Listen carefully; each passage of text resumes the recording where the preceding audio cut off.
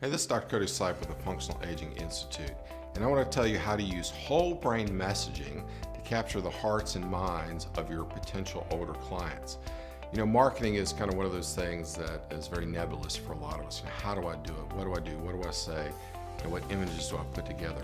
Well, I really want to talk about a very foundational approach to your marketing that can really help with kind of putting these messages together. And it's going to help in articles you write, in presentations you give, in blogs you might post, in videos you do, anything that you're using to try to attract potential clients and try to get them interested. The whole brain approach is very simple.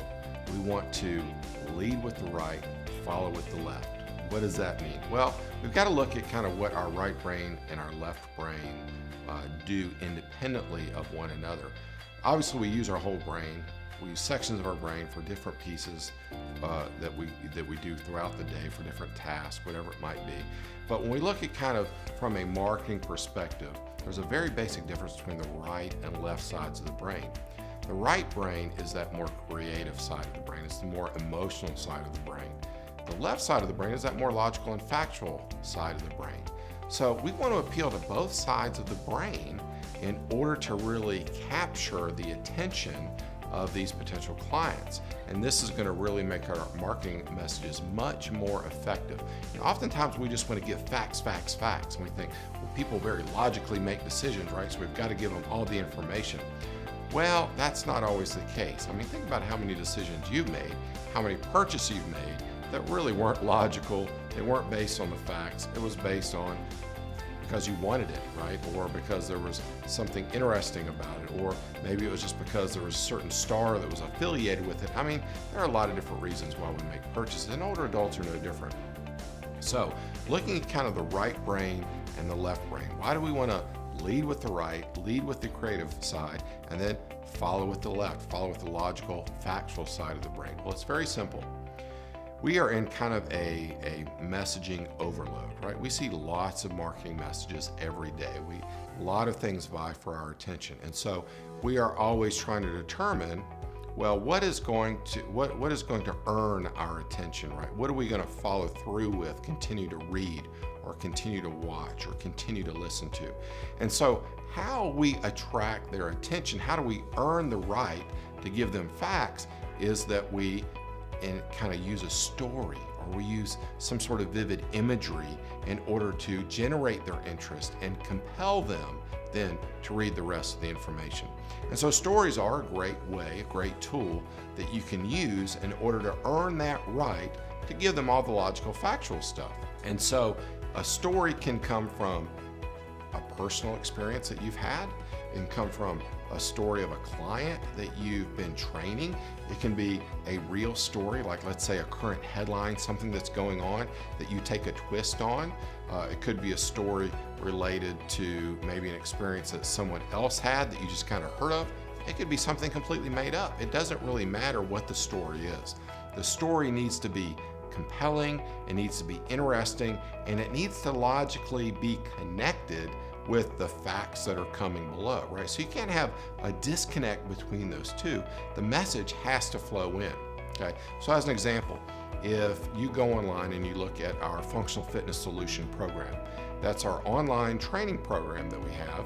So just a follow-along video exercise program targeting the mature adult, right? That's who we want to attract. So very early, kind of in that sales page, you'll see a little story. And the story talks about, imagine, so this is not a real story, imagine you're able to take the trip of a lifetime, okay? And you're able to go to Italy with your family, right? Your children, your grandchildren. Wonderful trip, right? And you're gonna go climb the Spanish Steps. And so you're all excited, obviously, to go on this trip. It's gonna be a wonderful family experience. And you get there to the Spanish Steps, and what if you couldn't climb those steps, right? What if you're the one that was slowing everybody down and you couldn't do it, right? And now everybody's moaning and groaning because grandma or grandpa is slowing everybody down. Or the reverse of that. What if you're sprinting to the top with all of them and you're high-fiving and cheering and racing and having a great time? You know, you look at the contrast of those two stories, right? Go look at that story. The idea of that story is that we're just trying to compel them. We're trying to connect with them on a very specific point, right? That leads into Well, what are you going to do to make sure that when you get to that point, you're able to experience the joy of running up those steps with your grandchildren versus the agony of sitting at the bottom and watching everybody? What are you going to do in your life that's going to make sure that you can experience that? Okay. Well, obviously that leads into then the facts related to our functional fitness solution program, all the benefits that it can provide. So think about stories that you have, and it's always a good idea to try to think of legend stories. What are the legend stories that you have? What are things that have happened to you that are very unique to you, that have brought you to a certain place? So as an example, I will often tell the story when I'm talking to trainers. I will tell the story of how I got interested in training older adults in the first place, and how I went from this experience of junior high school when our church group went to the nursing home to sing. And before I even walked in the front door, that smell hits me. It's antiseptic that's trying to cover up urine and blood and all sorts of other smells and not really doing a good job. It's walking into that room, going down that first corridor where residents are lined up in their wheelchairs and they're drooling on themselves, they're wearing bibs, and you kind of hear kind of the moans and groans that are coming from different places in the facility. And I mean, this was just really a traumatic experience for me.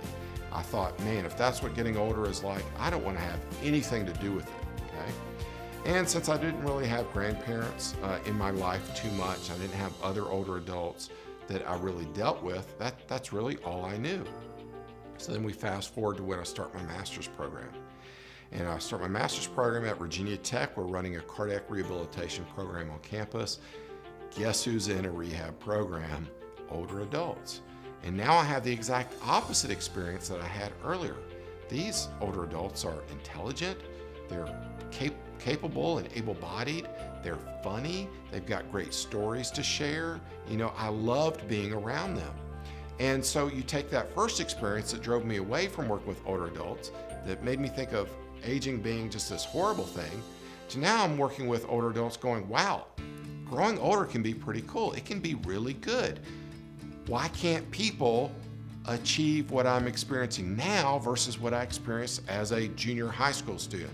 Okay, that is what really sparked my interest and passion in working with older adults.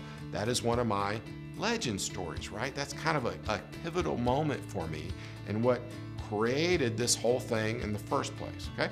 So think about, what are your legend stories? What are those things, those experiences that you've had that really help to tell and communicate people who you are?